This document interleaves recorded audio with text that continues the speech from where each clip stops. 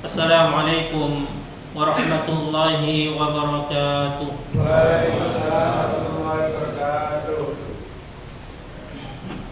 Allahu Akbar, Allahu Akbar.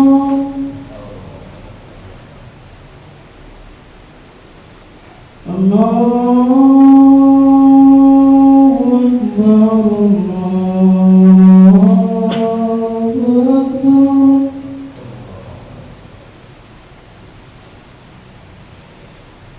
Asyhadu an la ilaha illallah.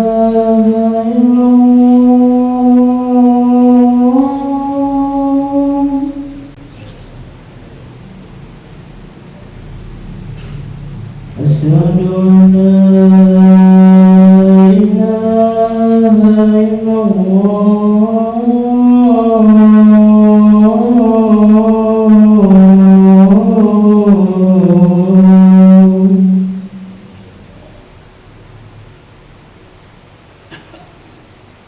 Asyhadu anna Muhammadan Rasulullah. Asyhadu anna Muhammadan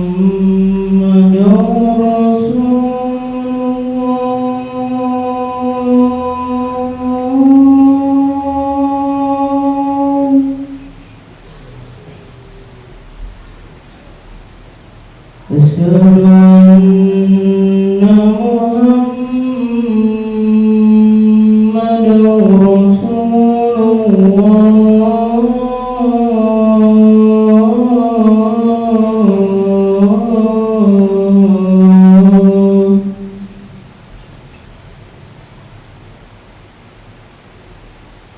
Hayya 'alas shalah.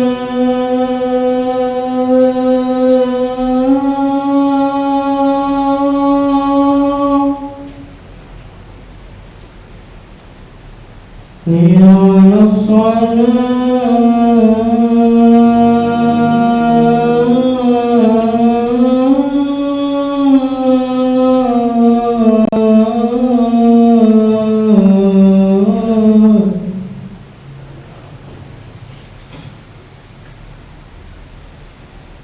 Hayya 'alal falah.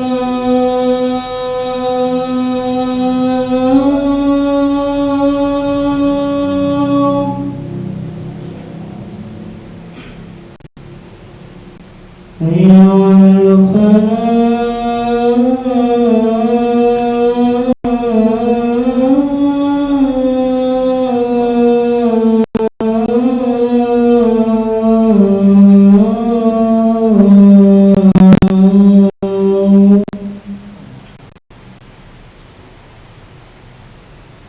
Allahu Akbar, Allahu Akbar.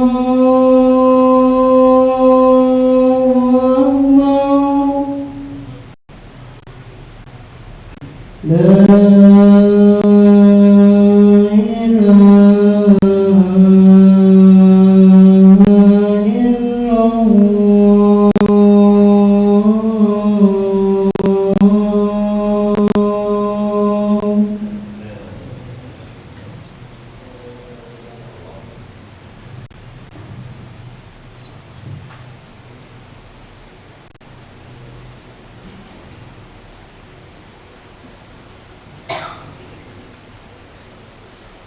Innal hamdalillah nahmaduhu wa nasta'inuhu wa nastaghfiruh wa na'udzu billahi min shururi anfusina wa sayyiati a'malina.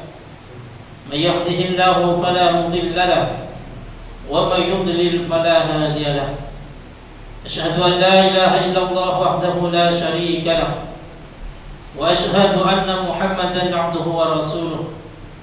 Allahumma salli wa sallim wa barik ala nabiyyina Muhammadin wa ala alihi wa ashabihi wa man tabi'ahum bi ihsanin ila yaumiddin. Ya ayyuhalladzina amanu taqullaha haqqa tuqatih wa la tamutunna illa wa antum muslimun.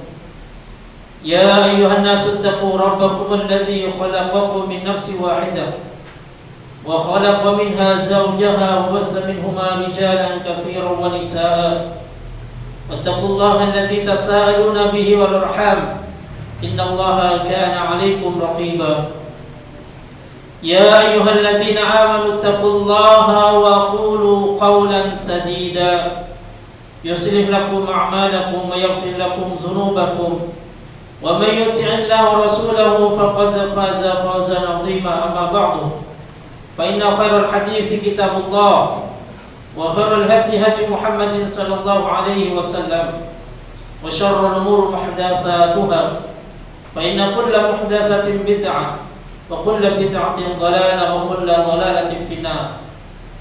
Ma'asyiral muslimin, jamaah rahimani wa rahimakumullah. Marilah senantiasa kita bersyukur kepada Allah Subhanahu wa taala atas segala limpahan kenikmatan yang Allah berikan kepada kita semuanya, sehingga sampai hari ini Allah mudahkan langkah kita untuk menuju masjid-masjid Allah dalam rangka beribadah kepada Allah Subhanahu wa taala, menunaikan sholat Jumat secara berjamaah. Karena betapa banyak saudara-saudara kita, walaupun mereka mampu, fisik mereka kuat, harta mereka banyak, tetapi ketika Allah Subhanahu wa taala halangi mereka, perberat langkah mereka untuk datang ke masjid Allah dalam rangka beribadah kepada Allah Subhanahu wa taala, sungguh amat berat bagi mereka untuk mendatanginya.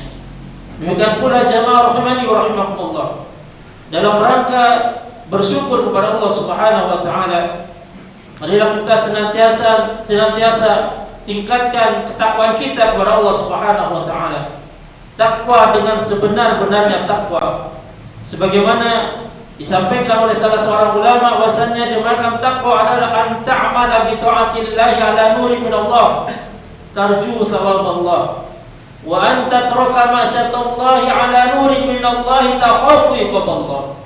Takwa adalah engkau melaksanakan ketaatan kepada Allah Subhanahu wa taala di atas syariat Allah, di atas petunjuk Allah Subhanahu wa taala, dengan satu harapan, engkau mengharap pahala dari Allah Subhanahu wa taala. Demikian pula bagian dari takwa adalah engkau meninggalkan kemaksiatan kepada Allah Subhanahu wa taala ala nurin min Allah, di atas syariat Allah, di atas petunjuk Allah Subhanahu wa taala, dengan satu motivasi takut akan azab Allah Subhanahu wa taala. Ma'asyiral muslimin, jamaah rahimani wa rahimakumullah, di antara kita semuanya pasti sering mengucapkan dua kalimat syahadat, asyhadu an la ilaha illallah wa asyhadu anna Muhammadar Rasulullah. Minimalnya kita ucapkan ketika kita melaksanakan sholat. Setiap sholat, di tasyahud awal ataupun di tasyahud akhir, kita membaca dua kalimat syahadat tersebut. Akan tetapi mungkin sebagian kecil atau sebagian besar dari kita belum mengetahui apa konsekuensi yang harus dilakukan oleh setiap hamba, oleh setiap kaum muslimin ketika dia mengucapkan kalimat tersebut. Maka dalam kesempatan yang berbahagia ini akan kita sampaikan sedikit tentang konsekuensi ketika seorang mengucapkan kalimat syahadat, dua kalimat syahadat, terutama yang bisa kami sampaikan dalam kesempatan yang berbahagia ini adalah konsekuensi ketika seorang mengucapkan kalimat syahadat wa asyhadu anna Muhammadar Rasulullah, dan aku bersaksi bahwasanya Muhammad adalah utusan Allah Subhanahu wa taala. Muhammad adalah utusan Allah Subhanahu wa taala. Ya. Apa konsekuensi dari setiap kita ketika mengucapkan kalimat tersebut? Maka ulama menjelaskan ada 4 konsekuensi yang harus dilakukan oleh setiap muslim ketika dia berikrar bahwasanya Muhammad adalah utusan Allah Subhanahu wa taala. Konsekuensi tersebut adalah yang pertama, ta'atuhu fima amar. Kemudian yang kedua, wa tasdiquhu fima akhbar. Yang ketiga, wajtanabu ma naha anhu wa zajar. Yang keempat, wa an la yu'badallah illa bima syara'a. Masyaallah muslimin, jamaah rahimani wa rahimakumullah. Keempat konsekuensi ini harus ada pada diri kita ketika kita meyakini bahwasanya Muhammad adalah utusan Allah Subhanahu wa taala. Yang pertama, ta'atuhu fima amar, mentaati setiap apa yang diperintahkan oleh Nabi sallallahu alaihi wasallam.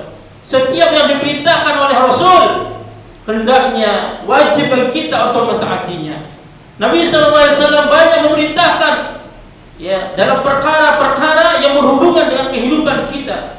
Kita ambil salah satu contoh, yang ini merupakan perintah yang umum, ya, yang berlaku bagi setiap manusia dalam setiap negara.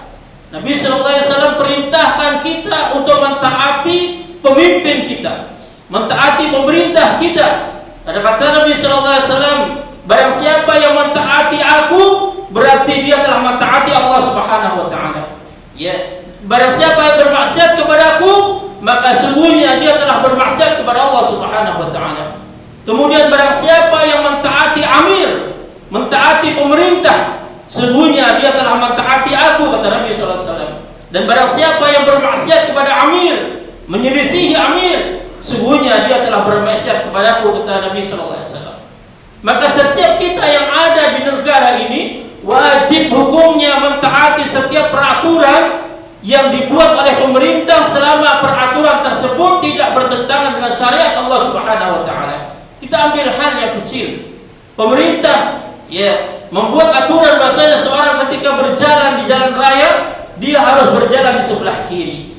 Maka seorang warga negara tidak boleh melanggar aturan tersebut, karena ketika dia melanggar sama saja dia bermaksiat kepada Nabi sallallahu alaihi wasallam, yang nantinya sama saja bermaksiat kepada Allah Subhanahu wa taala.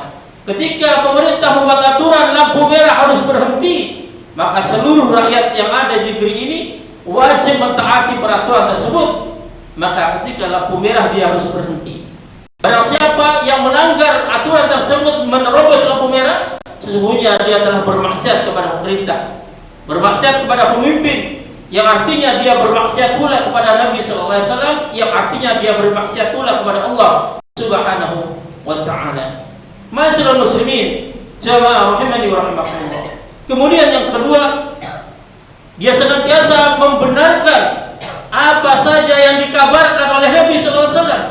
Setiap yang diucapkan Nabi sallallahu alaihi wasallam, seorang muslim wajib hukumnya untuk membenarkan, untuk mempercayai. Karena Nabi sallallahu alaihi wasallam tidaklah mengucapkan sesuatu, tidaklah melakukan sesuatu menurut kehendak nafsu beliau, tetapi semuanya wahyu dari Allah Subhanahu wa taala. Sebagaimana Allah berfirman, "Wa ma yantiqu 'anil hawa in huwa illa wahyu yuha."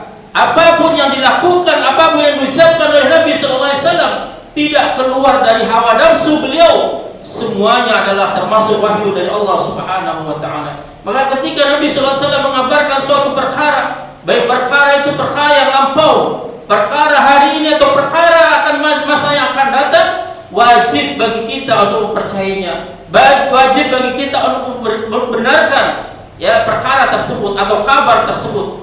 Bagaimana ketika Nabi sallallahu alaihi wasallam, ya salah satu contoh misalnya, beliau mengabarkan kepada kita, beliau pernah bersabda, barang apabila lalat ya masuk ke dalam bejana kalian, maka celupkan dia kemudian lemparkan, artinya lalatnya dikeluarkan, ya kemudian diminum minuman tersebut, karena pada satu sisi sayapnya mengandung penyakit atau mengandung racun, pada sisi yang lain mengandung penawar atau mengandung obat. Ma'asyiral muslimin, jamaah rahimani wa rahimakumullah. Hadis ini sahih, diriwayatkan oleh Imam Bukhari. Ya, akan tetapi kita sebagai umat Nabi sallallahu alaihi wasallam yang mengaku, yang berikrar bahasanya wa asyhadu anna Muhammadar Rasulullah, bahasanya Muhammad adalah utusan Allah, terkadang tidak mempercayai hadis ini, terkadang kita menolak hadis ini. Masa iya ada lalat masuk ke minuman kita, kita celupin bahkan dia, ya kemudian kita minum, sungguh tidak masuk akal, ya. Maka jamaah rahmani wa rahimakumullah, ya akal kita ini terbatas, ya sedangkan apa yang disampaikan oleh Nabi sallallahu alaihi wasallam merupakan wahyu dari Allah Subhanahu wa taala. Maka ingatlah ketika sahabat yang mulia Ali bin Abi Thalib radhiyallahu ta'ala anhu mengatakan, seandainya agama ini dibangun di atas akal, ya di atas akal manusia, tentu bagian sepatu yang harus diusap adalah bagian bawahnya. Artinya apa? Ketika seorang wudu dalam keadaan dia memakai sepatu, maka cukup mengusap bagian atas dari sepatu tersebut. Kalau kita pikir secara akal, bukankah yang kotor yang bagian bawah, lalu mengapa yang diusap bagian atas? Maka inilah bagian dari wahyu dari Allah Subhanahu wa taala yang kadang pikiran kita tidak mampu untuk mencernanya. Maka keadaan orang yang berikrar wa asyhadu anna Muhammadar Rasulullah senantiasa membenarkan setiap apa yang dikabarkan oleh Nabi sallallahu alaihi wasallam. Kemudian yang ketiga, konsekuensi yang ketiga adalah senantiasa dia menghindari apa yang dilarang oleh Nabi sallallahu alaihi wasallam dan apa yang diperingatkan oleh Nabi sallallahu alaihi wasallam, meninggalkan setiap yang diharamkan oleh Nabi sallallahu alaihi wasallam dan apa yang diperingatkan oleh Nabi sallallahu alaihi wasallam. Masyaallah muslimin, jamaah rahimani wa rahimakumullah. Nabi sallallahu alaihi wasallam pernah bersabda, yang ini merupakan kabar bagi kita dan peringatan pula bagi kita. Kata Nabi sallallahu alaihi wasallam, "La tattabi'unna sanana man kana qablakum shibran bi shibrin wa dira'an bi dira'in hatta law dahalu juhra dabbin latabi'tumuhum." Kata Nabi sallallahu alaihi wasallam, sungguh kalian nanti akan mengikuti kebiasaan orang-orang sebelum kalian, sejengkal demi sejengkal, sehasta demi sehasta, sampai mereka pun masuk ke dalam lubang biawak, kalian pasti akan mengikutinya, kata Nabi sallallahu alaihi wasallam. Maka sahabat bertanya, "Ya Rasulullah, al-Yahud wa Nasara, apakah mereka itu adalah orang-orang Yahudi dan Nasrani akan kita ikuti nantinya?" Maka Nabi sallallahu alaihi wasallam menjawab, "Qala faman?" Kata Nabi sallallahu alaihi wasallam, "Maka siapa lagi kalau bukan mereka?" Ma'asyiral muslimin, jamaah rahimani wa rahimakumullah. Dan kabar ini kita lihat hari ini jamaah, bagaimana kita, keluarga kita, anak-anak kita begitu asing dengan agama kita, begitu asing dengan syariat agama kita. Bahkan mereka lebih populer, lebih mengetahui tentang keadaan-keadaan orang-orang di luar kita. Bagaimana orang-orang Yahudi dan Nasrani mereka mengadakan propaganda untuk merusak generasi penerus kita. Salah satu contohnya ketika terjadi pergantian tahun yang sebentar lagi kita hadapi, siapa yang paling banyak melaksanakan atau memperingati pergantian tahun tersebut? Kita kaum muslimin. Bahkan anak-anak kita biarkan, keluarga kita, istri kita, bahkan kita sekalian mengikuti acara tersebut. Padahal Nabi sallallahu alaihi wasallam memperingatkan kita tentang keadaan kita yang meniru-niru mengikuti kebiasaan orang-orang di luar kita. Apa kata Nabi sallallahu alaihi wasallam? "Man tasabbaha biqaumin fahuwa minhum." Barang siapa yang menyerupai suatu kaum, mengikuti kebiasaan kaum yang kebiasaan itu merupakan bagian ibadah dari mereka, maka sungguhnya mereka termasuk bagian dari kaum tersebut. Peringatan tahun baru bagi orang-orang Nasrani, bagi orang-orang Yahudi, itu merupakan ibadah mereka, merupakan ibadah mereka. Peringatan pergantian tahun baru mereka adakan untuk penyembahan kepada Tuhan-Tuhan mereka. Sedangkan kita jamaah rahimani wa rahimakumullah, kaum muslimin, latah mengikuti kebiasaan mereka. Kita ikut meniup trompet. Siapa yang ikut meniup trompet? Kita juga ikut membunyikan lonceng, membakar petasan, menghabiskan waktu-waktu di malam hari, waktu yang barokah, untuk menghabiskannya dalam rangka kemaksiatan kepada Allah Subhanahu wa taala, membakar petasan, menghambur-hamburkan uang, seluruhnya kemaksiatan kepada Allah Subhanahu wa taala. Maka jamaah rahimani wa rahimakumullah, kita memohon kepada Allah agar Allah senantiasa melindungi diri kita dan seluruh keluarga kita dan seluruh kaum muslimin, agar kita bisa senantiasa kembali kepada Allah, kembali kepada jalannya Allah Subhanahu wa taala sesuai apa yang telah diajarkan oleh Nabi sallallahu alaihi wasallam, dan semoga kita terhindar dari seluruh keburukan-keburukan yang dilakukan oleh orang-orang di luar kita, agar kita senantiasa menjadi hamba-hamba Allah yang selamat dalam kehidupan dunia kita sampai kehidupan akhirat kita. Aqulu qauli hadza fastaghfirullah li wa lakum.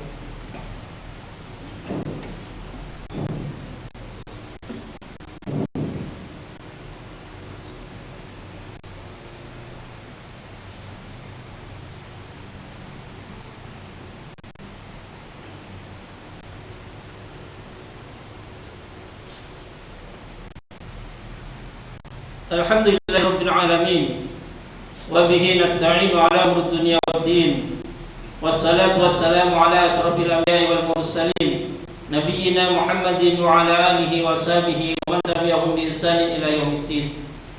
Ma'asyiral muslimin jamaah rahimani wa rahimakumullah.